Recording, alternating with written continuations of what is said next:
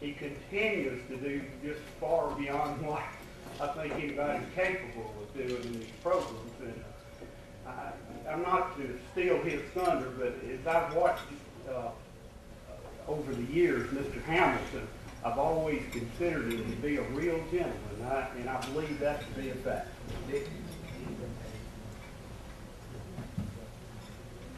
Thank you, President Glenn. I would like to take just a moment and introduce my wife, Martha, here today, and she certainly enjoyed getting to talk to Mr. Hamilton. My wife never lost for words, I'll say that. Also, we have Carla here again today. Carla helped arrange the program, and thank her for her help that she does throughout the week in getting these programs. I kind of feel like a kid at Christmas with a new cat pistol. I'm so excited about today's program. We've been working on it for a couple of years, and I finally got to talk to this gentleman here about 3 or 4 weeks ago, and it was only about Wednesday or Thursday of last week, maybe earlier, that he called to confirm that he would be here. He had been touring in the month of December at churches over on the East Coast, and just ended home to receive his message. Ironically, in the American Profile magazine that comes with the Sunday paper, not this Sunday, but last Sunday, there was one of those "whatever happened to" questions in there. It said, "Whatever happened to country singer George Hamilton before? Judy W., Ohio."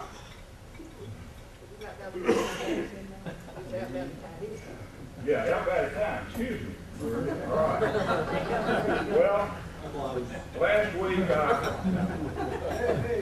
said to you about introducing Jerry Mansfield. Here's a man that doesn't need any introduction. I said, that's the worst introduction you can give anyone. So I'm not going to do that today. I'm going to give Mr. Hamilton his due. George Hamilton IV, the international ambassador of country music, started out as a pop success, but quickly became one of the most enduring international country artists of all time. In '56, George recorded the million selling record, A Rose and a Baby Ruth, followed by teenage songs like High School Romance and Why Don't They Understand, which hit the top 10 charts in the United States and Britain's top 20. He has recorded 57 albums. He realized one of his life's ambitions and was invited to join the select cast of the Grand Ole Opry on February 6, 1960. George is certainly the first when it comes to international markets. He appeared at the first International Festival of Country Music at Wembley in 1969. He was the first American country singer to appear in Russia and Czechoslovakia, and the first American to record an album in Eastern Europe in 1974. He was the first American country singer to have his own British TV series, and it has now done 9 series for BBC TV, including 3 in Belfast, Northern Ireland. He performed at the first International Festival for Country Music in Sweden in 1976, Finland 77, Holland and Norway in 78, Germany 79, Paris and Zurich 1980, and Vienna 1984. George appeared in England's first country music summer season show and has now completed 10 nationwide concert tours of Great Britain. It was, however, the vast amount of international work that caused George to depart Nashville and Grand Ole Opry in 1971 and return to his native North Carolina homeland. He wanted to spend more time with his family, his wife Tinky, and 2 sons and a daughter, as well as being readily available for television work in both North Carolina, Canada, and Great Britain. In 1976, he rejoined the Opry and moved his family back to the Nashville area in 1986. The international ambassador has maintained his role with activities around the world, commencing with concerts in Japan, Thanksgiving in the country, and the United Kingdom, and concert tours in British churches. Following concert and television appearances in Prague with friend Jerry Brackbeck. Yeah, it's actually it's pronounced Gigi Brabitz. Okay.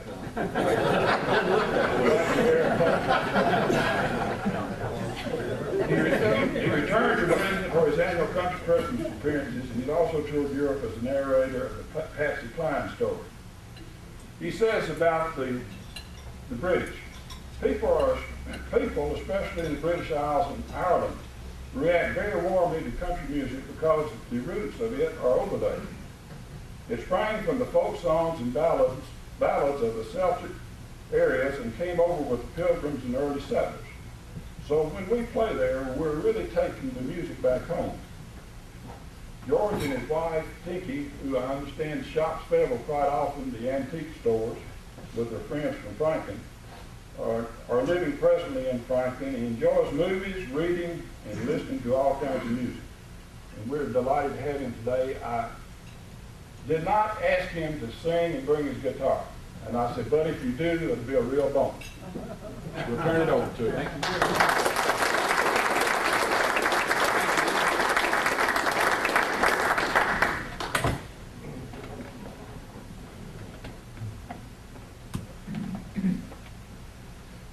Thank you very much. I sure appreciate that very kind introduction. I don't usually get such a extensive introduction like that, and found myself sitting there thinking, who's he talking about, you know?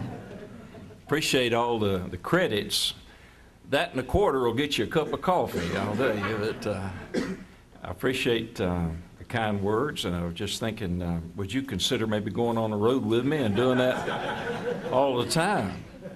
It's nice to be so warmly welcomed, and I want to thank Carla back there for helping to ensure that I get here, and I want to apologize to Dick for taking so long getting back to him. He's a very persistent gentleman. He's been letting me know he wanted me in Fayetteville, and it got my attention, and that's why I'm here. I'm grateful for you taking a chance on a hillbilly today. You know, anytime anybody invites somebody from the Grand Ole Uproar to get up at a luncheon meeting, especially in front of a minister here, probably more than one minister, but anytime that happens, he's taking a real risk. I'm liable to get up here and sing something like, "Don't come home a drinking with loving on your mind," or something. I'm sure Dick's praying that won't be the case. Yippee. I know what most of you are probably thinking. You're probably saying to yourself, well, there's George Hamilton IV. Yippee. Good Lord, I wonder what the other three look like. That's what you were thinking, right? I thought so. I got here a little early. I wasn't quite sure how long it would take me from where we live. We're sort of north of Franklin, between Franklin and Nashville. So I got here a little early, and I was wandering around kind of checking the lay of the land, and there were a couple of young ladies in the lobby there, and they didn't notice me. I had my jeans and my traveling clothes on when I arrived, and they were discussing the program today, and they said, you know who's going to be here this lunchtime to speak to the Rotary group? And the other one said, no, who? And this gal said, that good-looking George Hamilton, the movie star. And I couldn't help but overhear that, and then the other one said, oh, no, I think you got them mixed up. And she said, what do you mean? And the other one said, I think it's George Hamilton IV, the homely-looking one, sings on the Grand Ole Opry. She was right.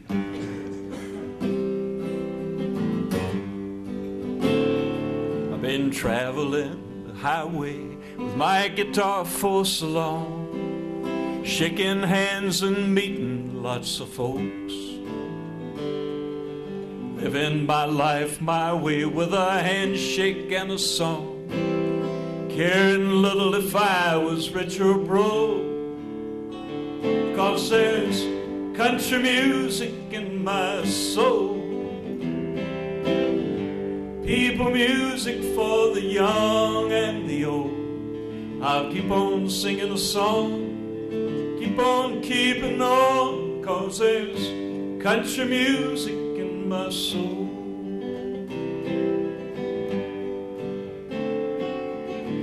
When the final curtain falls and I go to meet the Lord, if he asks me what I think I'd like to do, I'll humbly request he seat them people on the floor I'd kinda like to sing 'em all to tune. Yeah, there's country music in my soul. People music for the young and the old. I'll keep on singing the song, keep on keeping on, 'cause there's country music in my soul. Yeah, yes, there's country music in my soul. Oh, oh, yes, there's country music in my soul.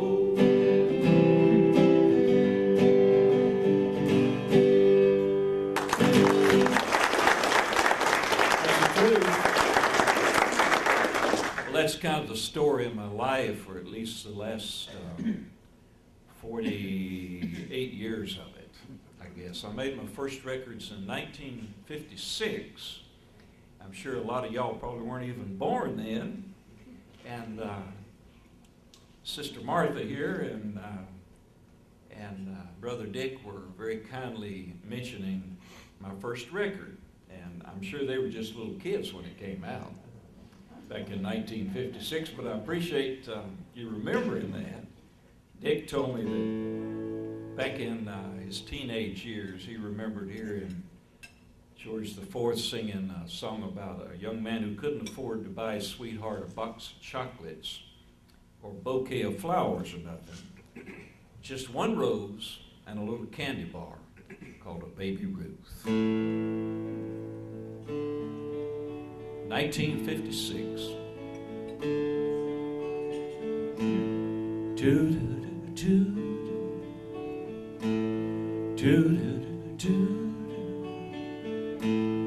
We had a quarrel, a teenage quarrel. Now I'm as blue as I know how to be. I can't call you on the phone. I can't even see you at your home. So I'm sending you this present just to prove I was telling the truth. Dear, I believe you won't laugh when you receive this rose and a baby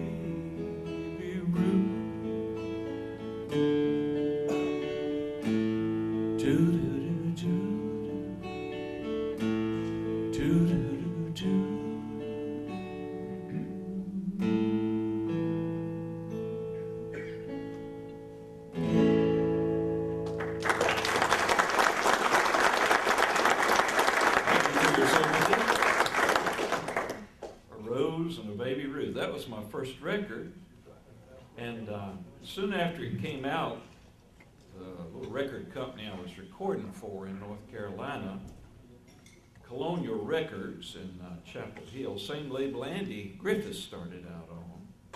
It's kind of a little mom and pop record company over there in Chapel Hill. The manager of the record company got a letter from the Curtis Candy Company in Chicago, saying, this is to hereby inform you that you're infringing upon the copyright of the Curtis Candy Company with this record, A Rose and a Baby Ruth, and we advise you to desist and whatever the legal terms were. In other words, get that off the market because it's infringing on the copyright of the Curtis Candy Company. Well, in about, I don't know, less than a month, before we could figure out a way to get the record off the market, once you set it out there and the DJs have got it and they're playing, it's kind of hard to bring it back. So while we were trying to figure out how to get it off the market, the song made it up into the top 10 in late '56 and sold 1 million copies. And suddenly a certified letter came from Chicago from the lawyer for the Curtis Candy Company. It says, this is to notify you that Baby Ruth candy bar sales have gone up 500% in the last month. Please disregard previous correspondence. I got a 500-pound Baby Ruth bar out of that. I was playing the Brooklyn Paramount in December of '56 on Alan Freed's Rock and Roll Christmas show, and Curtis Candy Company delivered a 500-pound Baby Ruth bar, complete with a wrapper and all, on a little red wagon, brought it out on stage. We gave it to the Brooklyn Children's Hospital, and I think they served about 500 kids. A great big slice of Baby Ruth that year. The next really interesting thing to happen to me musically, I guess, would be 1963, when Chet Atkins, who was my producer, a record producer at the time, found a little cowboy song for me to sing. And I hope some of you might remember this one, 1963.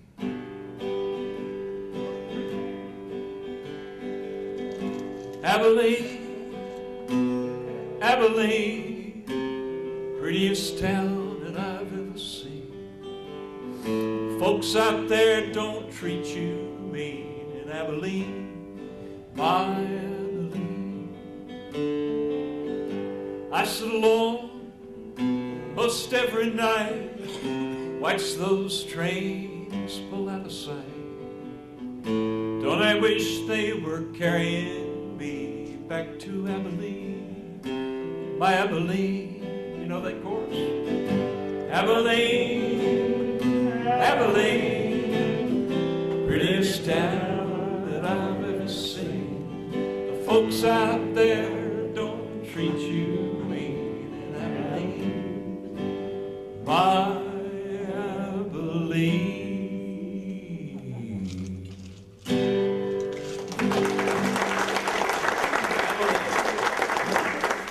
People often ask me whether that's about Abilene, Texas, or Abilene, Kansas. And of course, it depends on what state I'm in. The folks in Abilene, Kansas, after that record came out, invited me out there and gave me the key to the city. And not only did they want me to know that it was the home of President Dwight D. Eisenhower and the place where Wild Bill Hickok got his start as Marshal of Abilene, Kansas, but they wanted to make sure I understood that Abilene, Kansas was the original Abilene. Did you know that? Most people think of Texas. Apparently the Chisholm Trail went from Texas to Kansas, and the old cowboys used to run the cattle up the Chisholm Trail to put them on the train. It was a railhead, Abilene, Kansas. That's why Wild Bill was there. It was a pretty wild town. And they put the cattle on the train, sent them back east to make hamburgers for folks in Chicago and back east. And then they say the cowboys used to stay around Abilene, Kansas and party a little bit at the end of the trail drive. And when they got back to Texas, they would brag about Abilene, Abilene, prettiest town I've ever seen. Women there don't treat you mean. And they eventually named the little town at the southern end of the trail Abilene, in honor of the one in Kansas. Because Abilene, Texas has grown much faster. It's a much bigger city now, and most people, when you start to sing Abilene, they figure you must be singing about the one in Texas. And as I said, I usually am when I'm in Texas. That's definitely from Abilene, Texas. Dick very kindly and very appropriately mentioned that what we call American country music had its roots and beginnings in the British Isles in particular, in Scotland, Ireland, England, Wales, and in other parts of Europe. We're a nation of immigrants. The only real Americans were waiting on shore when the Pilgrims arrived, the Red Indians of what is now New England. We're a nation of immigrants, and I think it's what makes our country so great. People from all over the world, blood runs through us, from folks from many, many different countries. Country music, Nashville has done a great job of marketing country music as being the Nashville sound and something distinctly from this part of the world. But would you believe the song Get Along Little Dogies, you'd have to say, well, that must be an American Cowboy song. Get Along Little Dogies. Gene Autry sang that. That's note for note the same song as Rockin' the Cradle, an Irish lullaby from several hundred years ago, note for note. Bury Me Not on the Lone Prairie, you'd think must be something very American. That, again, is note for note the same song as Bury Me Not on the Open Sea, a Victorian sea shanty. That's where the melody came from and the inspiration for that. And, of course, the streets of Laredo, the dying cowboy, we would all assume must be distinctly from the American West. It's the same song as Young Man Struck Down in His Prime, the same melody and a similar story. It's about a young man outside the London Seamen's Hospital dying from an unmentionable social disease a couple of hundred years ago. Young Man Struck Down in His Prime eventually became the streets of Laredo here. So what country music is an immigrant, much as we are. And of course, as Dick said, the music has been sort of repackaged and sent back to the British and the Irish and the Europeans is something very American. And it's beautiful, really, the way the music is kind of cross-pollinated. Now some of the finest bands in the world are in other countries. He mentioned Jiří Brabitz and the Country Beat. I went over to what was then Czechoslovakia to do a concert with them, and very few of them could speak a word of English, but they could sure play country music. They had a banjo picker and a steel guitar player and fiddle player. They in turn came to Nashville and performed at the Grand Ole Opry. We have so many links and traditions that we share with folks from the other side of the Atlantic. Dick mentioned that I had the privilege of doing some TV work for the BBC back in the 70s in England. And while I was over there, one of my friends from the British Broadcasting Corporation took me to Rule's Restaurant in London and told me a little story about it. He said that there used to be a group that met there for lunch once a week, kind of like you folks do. And they were known as the Anacreontic Society. It was basically a group of young bachelors from London, and it was sort of a drinking club, really. They'd get together and have lunch at Rule's Restaurant, have a few beers, and brag about their exploits with the ladies and whatever had been happening in their lives. But the Anacreontic Society took their name from Anacreon, the Greek god of wine, women, and song. It was kind of a tongue-in-cheek thing. And a lot of the leaders in our American government who used to go back and forth to London on business would occasionally drop in as guests of the Anacreontic Society in London. And they say that they would, when they rang the bell and started their meeting, they would stand and hold their beer glasses, their Guinness or whatever it was up, and they'd have a toast to Anacreon, the Greek god of wine, women, and song. And it was something like, to Anacreon we stand, we hold our glasses high. And it was just a kind of a tongue-in-cheek joke about saluting this mythical Greek god. When Francis Scott Key was in London, he often visited the Anacreontic Society. And an interesting footnote to that is that the melody to the Anacreontic anthem that was sung in pubs in London in those days was bum ba bum bum bum bum bum ba bum bum bum bum. When Francis Scott Key wrote the Star-Spangled Banner, if you don't believe me, it's in the Library of Congress, the original. At the bottom of the manuscript, he wrote, "To be sung to the melody of the Anacreontic Society anthem." The ultimate practical joke. It is true, our national anthem is a British drinking song. So, another reminder that we have much to be grateful for from folks on the other side of the Atlantic. By the way, Abilene, I met the pastor from the Episcopalian church here just a little while ago, and I was reminded of recently I was doing a country gospel concert in a church in North Carolina, And the minister passed a note up to me and said, "Aren't you going to sing Abilene?" And I said, "Well, sir, I don't know if it's appropriate or not to sing Abilene in a church service." And so he stood up and said, "Mr. Hamilton, it's biblical." Did you know Abilene was biblical? I didn't know that myself. And he went on to tell me that, say, when you get home tonight, you're checking out you're having your evening devotions, be sure and look in Luke chapter 1, verse 3. You might want to do the same if you want to make a note. Luke 1, verse 3 refers to Lysanias, the tetrarch of Abilene, back in the days when John the Baptist began his ministry. The capital of Abilene is Abilene, he told me, and it's about 18 miles northwest of present-day Damascus, Syria. That's probably about all you need to know about Abilene today. More information than you needed to have.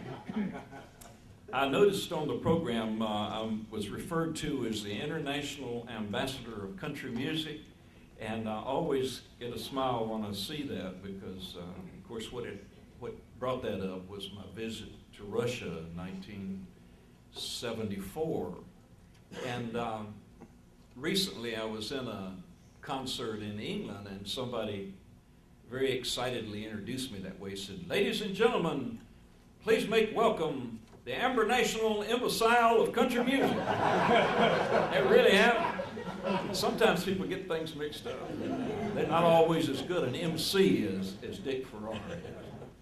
But I was invited to go to Czechoslovakia by Jiří Brabec and the Country Beat. I'd met them in England at the International Festival of Country Music. And we went to what was then Czechoslovakia. And while we were there, some folks at the American Embassy in Moscow heard that we were in Eastern Europe. And they got in touch and said, "You know, we've never had an American country singer come to the Eastern Bloc." This was in the days of the Iron Curtain and all that, the Cold War, March of '74. So they invited me up to Moscow to do a lecture on the history of so-called American country music at Moscow University. And of course, part of my program were some of the things I've shared with you, like Get Along Little Dogies and Bury Me Not on the Open Sea. And I had a program prepared, and I had some tape recordings of Charlie Pride and Johnny Cash, Roy Acuff, Chet Atkins, and examples of our music. And I was making the point that what we call American country music is really an international thing. It comes from both sides of the Atlantic, and it's an international language. And this was all written out in Russian for the students in this classroom. I guess there's about 250 or 300 Russian students there. And so I had an interpreter with me and standing beside of me, and of course they had translations which the American Embassy had made out. And so I went through all this, the history of so-called American country music, and I made the point that although we're proud of our music, we owe a debt of gratitude to the Scots and Irish and English. And I couldn't figure out whether anybody from Russia ever contributed anything to our music or not, but I sort of assumed maybe they might have some gypsy folk songs or whatever. And when I got through with my program, I noticed these kids weren't looking at their translations, and they weren't responding very much. They were just listening and looking right at me. And I thought maybe they were just disinterested or bored. So I turned to the interpreter beside of me, and I said, "Would you please explain to the students that I'm through now with my lecture, and I'll be happy to accept questions." And the kids all started laughing. And I thought, what is this? And I turned to her, I said, "Why are they laughing?" And she said, "They don't need an interpreter. They speak better English than you do." It was an English language class at Moscow University. Well, I'm a little embarrassed to say the least, and of course they didn't need a translation of what I was talking about. And seeing my embarrassment, one of the young students stood up and said, "Mr. Hamilton," perfect English. I said, "Yes." He said, "We'd like to sing with you." And I said, "Well, I'm sorry, I don't know any Russian folk songs." And the kids kind of laughed, and he did too, and he said, well, we know your songs, and we know your music. Well, it was kind of a chilling moment in the middle of the Cold War in 1974, and I said, you do? And he said, yes, we do. And that young student standing there started singing this for me, and his fellow students joined in.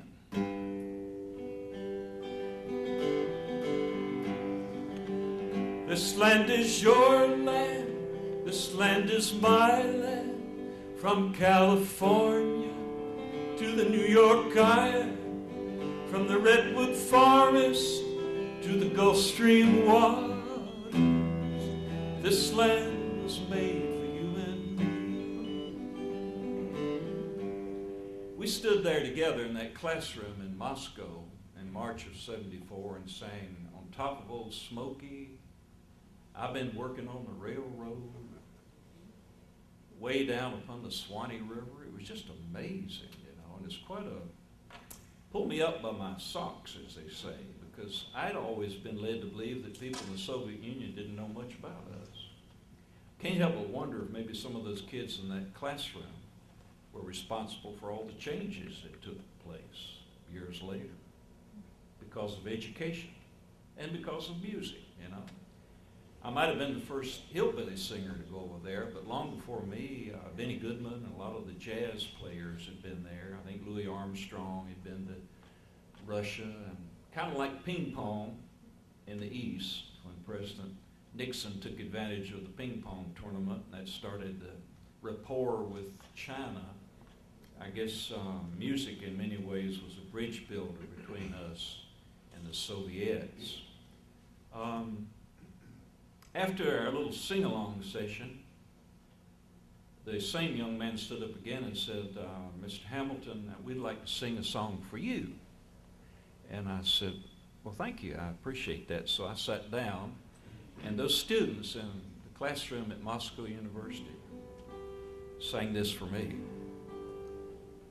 We're gonna lay down those atom bombs down by the riverside, down by the riverside, down by the riverside. We're gonna lay down those atom bombs down by the riverside, down by the riverside. Ain't it gonna study war no more, ain't it gonna study war no more, ain't it gonna study war no more. Ain't it gonna study war no more, ain't it gonna study war no more, ain't it gonna study war no more. Well, as you can probably imagine, I was quite moved by that point. I had gone to Moscow thinking that these people were very backward and very ignorant of us, and that they had all been told that we were the bad guys. And obviously, I realized that there was an educational system there that was pretty amazing. And the next thing that got my attention was the instructor of the class came over to me as we were leaving and took my hand in both of her hands, and with tears in her eyes, she said, Mr. Hamilton, do you realize this was a beautiful moment? And I said, yes, I do. She said, it's the hope of the world. The hope of the world. And it kind of took me aback. I couldn't think of anything to say to that, but I've always thought about that school teacher in that classroom in Moscow when she commented that music can be a bridge builder and an international language, much as sports has been as well. As I was leaving Moscow University, I had my first encounter with a real serious Communist Party military person. I say person because she was a lady soldier. I guess she had on a uniform and a bunch of epaulets and medals and all, so I guess she was high up in the Soviet military. Very reminded me of my high school English teacher. She was very strict and formal, and I was going down the hall, and the guys from the embassy with me were trying to sort of ease me over to the side and avoid this person. I guess they knew what was coming. She was headed right for me, And as they were trying to get me on out of the building, she said, "Mr. Hamilton, Mr. Hamilton." And I could see the guys kind of shuffling their feet. And, they didn't want a debate, kitchen debate or a school debate. And neither did I. But she said, "Mr. Hamilton, I have a question." And I said, "Yes, ma'am." She said, "Why do you think it is that a woman has never been president of your country?" And then the guys from the embassy were really shuffling their feet and getting nervous. And I said, "I really don't know why that is. I guess maybe a lady hadn't come along that people felt like was worthy of being president." And so this lady said, "Mr. Hamilton, can I ask you one more question?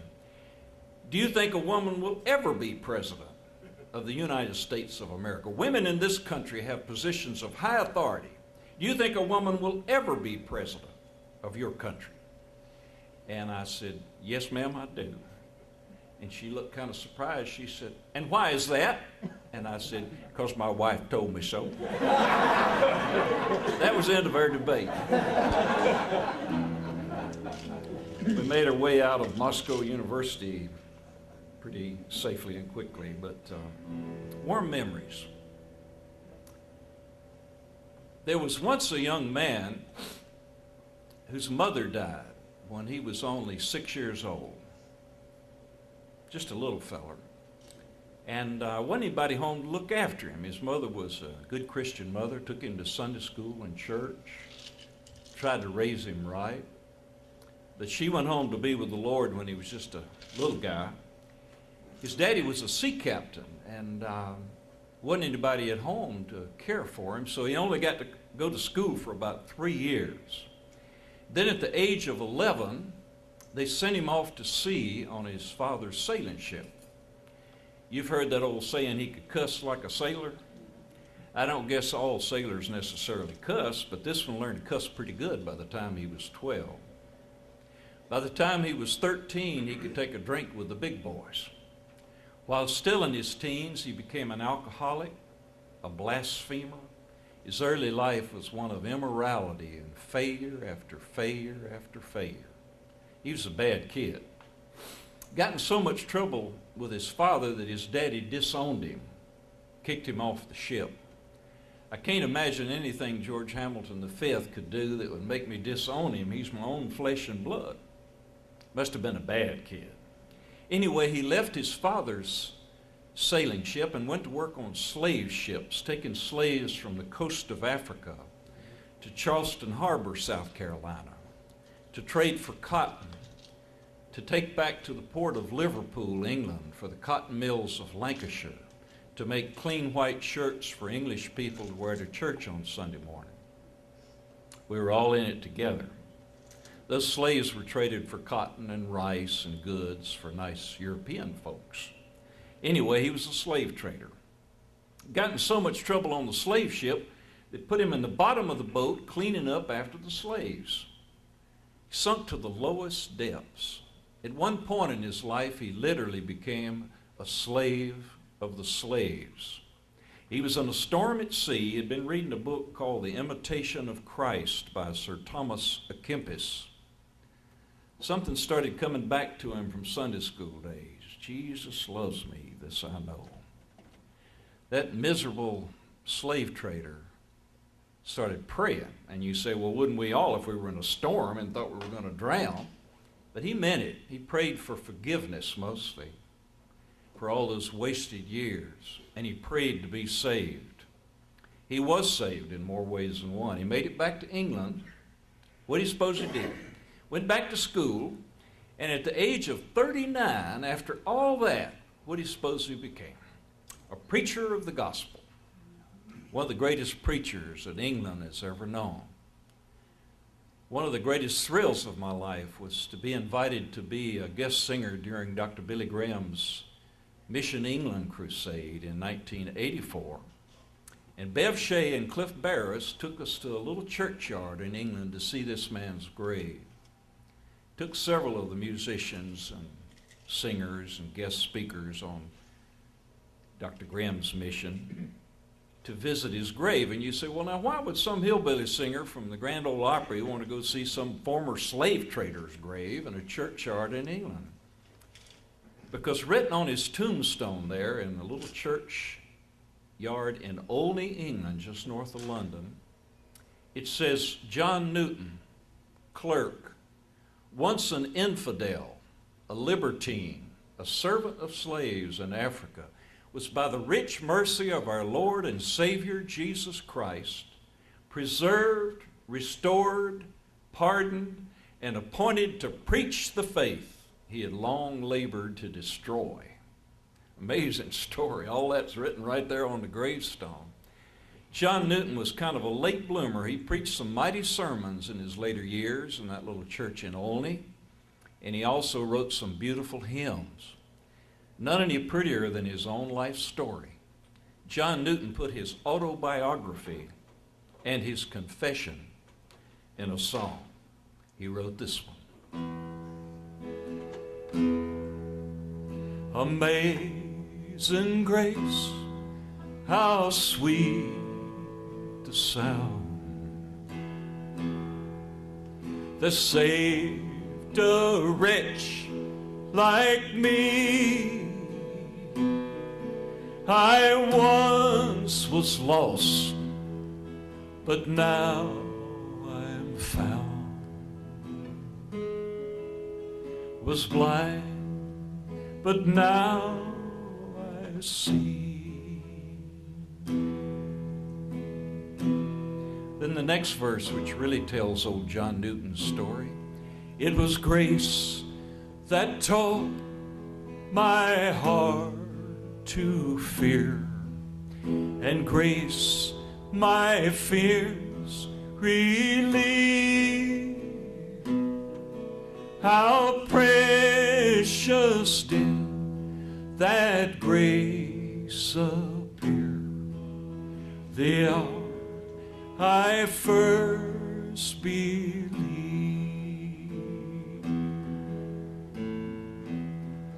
And because of that amazing grace that old John Newton found out about rather late in life, some of the rest of us late bloomers here this morning can sing the next verse together in blessed assurance. You know the words to it. Won't you help me out? I need all the help I can get up here. Ready, choir?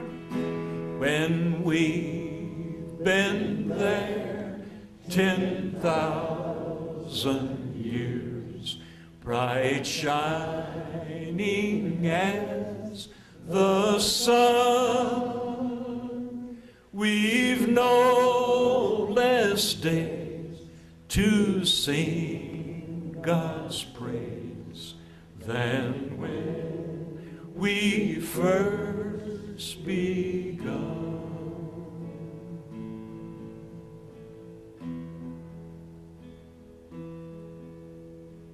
After John Newton became a born-again Christian and a minister of the gospel and wrote all those wonderful hymns, Amazing Grace was just the tip of the iceberg. After he became a man of God, he befriended William Wilberforce of the British Parliament, brilliant young parliamentarian, and John Newton, a former slave trader, who at one time was a slave of the slaves, and William Wilberforce of the British Parliament put through the first anti-slavery bill together in the history of the world. A former slave trader who became a minister and a young parliamentarian. Late in his life, they tell me in England that John Newton got up in the pulpit at St. Mary Woolnoth Church, and he was getting quite elderly, and he had Alzheimer's, but people didn't know what to call it then. They just said he was getting kind of forgetful. And he was standing in the pulpit at St. Mary Woolnoth, and people were giggling and laughing out in the pews, and John Newton didn't like that much. He had his Bible under his arm, and he was waiting for things to settle down, and they didn't. People kept giggling, and then he looked down and he saw these brass buttons all over his coat and epaulets on the shoulder, and he suddenly realized he'd worn his seaman's uniform to church that morning by mistake. And so he kind of smiled and he said, "It seems that I've worn the wrong uniform to church this morning. Then everybody started laughing. They all had a good laugh. Then when they finally settled down, he said, I want to apologize to you brothers and sisters for wearing the wrong uniform to church this morning.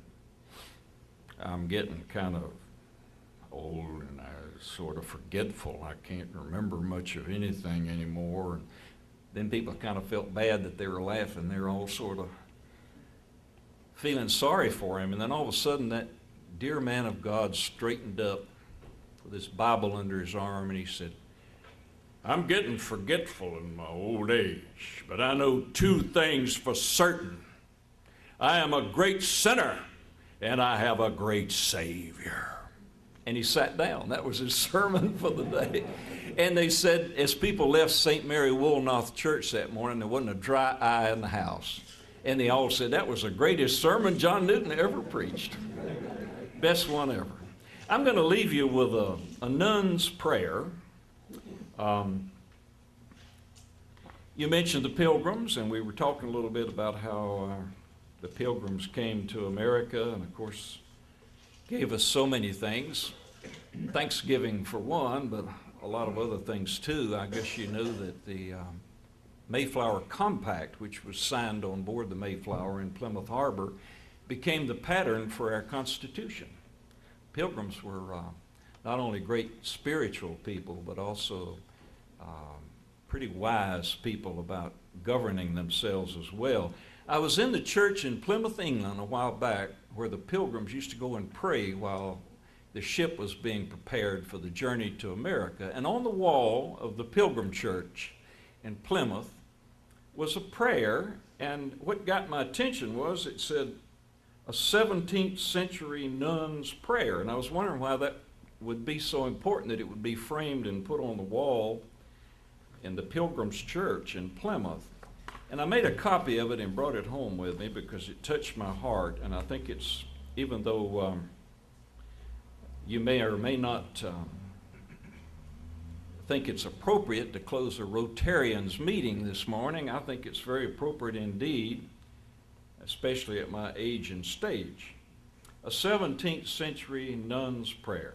Lord, thou knowest better than I know myself that I am growing older and someday will be old. Keep me from the fatal habit of thinking that I must say something on every subject, on every occasion. Release me from craving to straighten out everybody else's affairs. Make me thoughtful, but not moody, helpful, but not bossy. With my vast store of wisdom, it seems a pity not to share it all, but thou knowest, Lord, that I would like to have a few friends left at the end. Keep my mind free from the endless recital of details. My wife says that's a good one for me to listen to. Give me wings to get to the point. Seal my lips upon my aches and pains. They are increasing, and the love of rehearsing them is growing sweeter as the years go by. I dare not ask for grace enough to enjoy the tales of other folks' pains, but help me to endure them with patience. I dare not ask for improved memory, but for a growing humility and a lessening cocksureness when my memory seems to clash with the memories of others. Teach me the glorious lesson, dear Father, the glorious lesson that just occasionally I might possibly be mistaken. Keep me reasonably sweet. I do not wish to be a saint. Some of them are so hard to live with. But a sour old person is one of the crowning works of the devil. Give me the ability to see good things in unexpected places, talents in unexpected people, and give me, Lord, the grace to tell them so. Amen. Thank you very much.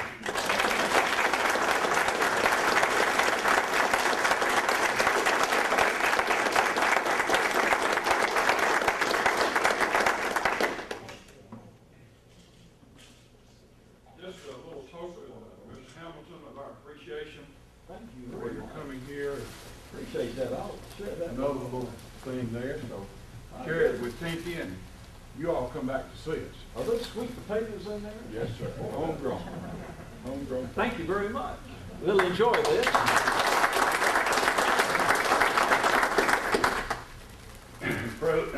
President Glenn, I'm going to say this. It's almost a program that I want to use to hand in my resignation because they're not going to get any better than this.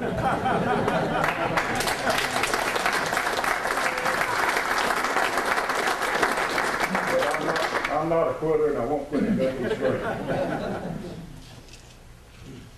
Dick, I don't think you'll rise any higher than you in the day. And I'll say this, I knew this would be very, very good, and it greatly exceeded what I thought. We appreciate it. Yeah.